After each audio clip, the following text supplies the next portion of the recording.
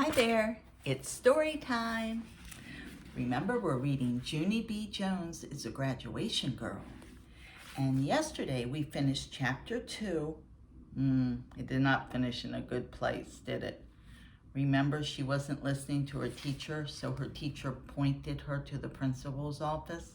Well, chapter 3 is called A Good Chuckle. All right, let's start reading. A good chuckle.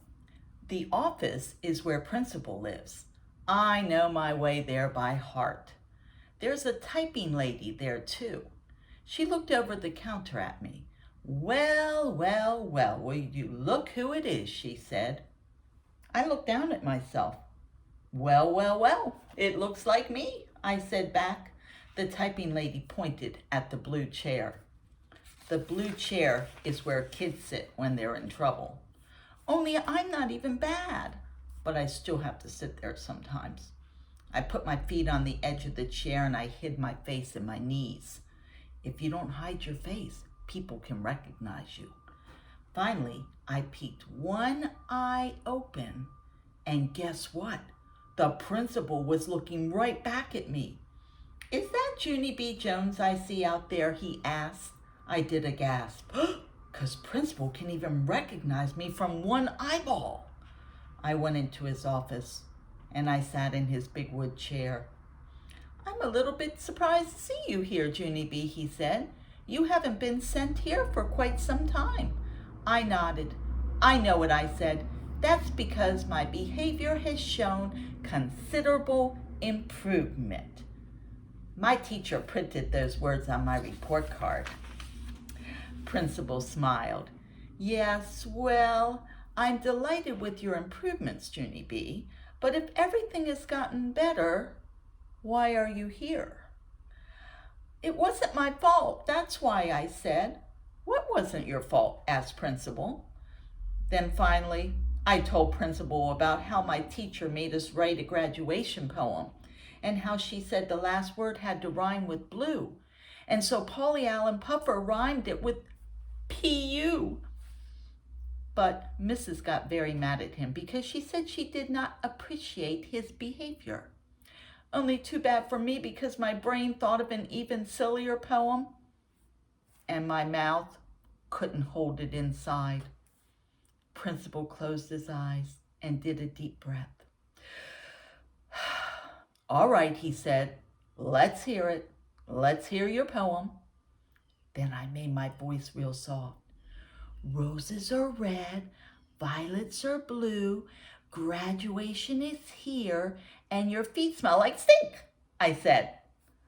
The principal kept his eyes closed, and then very slowly, he put his head down on his desk, and he started to laugh.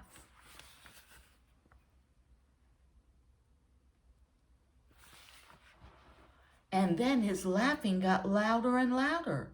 And so guess what? I started laughing too.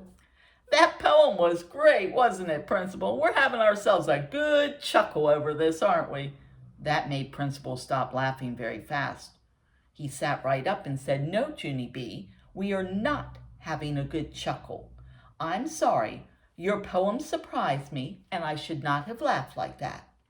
You are right about one thing, though. Your poem is definitely silly. But silly things are not always appropriate to say in the classroom, are they? Your teacher made it clear to you that she did not like what Polly Allen Puffer said, but you called out your poem anyway. He made squinty eyes at me. And please don't blame it on your mouth.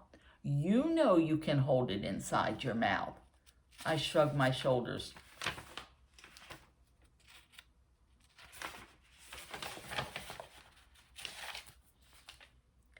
Maybe I could have, I said quietly. Principal tapped his fingers on his desk. This is a very serious matter to disobey a teacher, Junie B., and I want you to sit here and I want you to think just about how serious it is. Now, can you do that, please? Yes, I can, I said. After that, I squeezed my eyes real tight and I thought, Finally, I opened my eyes again. Good news. I'm done thinking, I said. Principal nodded. That is good news, he said. Then he stood up and he held my hand and he walked me into the hall. It's been a very interesting year getting to know you, Junie B. Jones, he said. You're a fascinating little girl. Thank you, I said. You are fascinating too, Principal. After that, both of us waved goodbye and I started skipping back to room 9. Then all of a sudden I stopped and I spun around. Yeah, only we're not saying goodbye forever, right, Principal? Right? 'Cause next year I'll probably get sent down here too. Or else maybe you and I will see each other on the playground, right? Principal did a chuckle. Right, he said. Hooray, I said. Then I turned back around and I skipped to room 9 my fastest, 'cause maybe if I hurried, I could still sprinkle a little glitter on something. And that's the end of chapter 3. Chapter 4 is called Cats and Gowns. Wait a minute. Cats? You don't wear cats on your head, do you? Well, we'll have to find out what this chapter is about tomorrow. I'll see you tomorrow for story time. Bye-bye.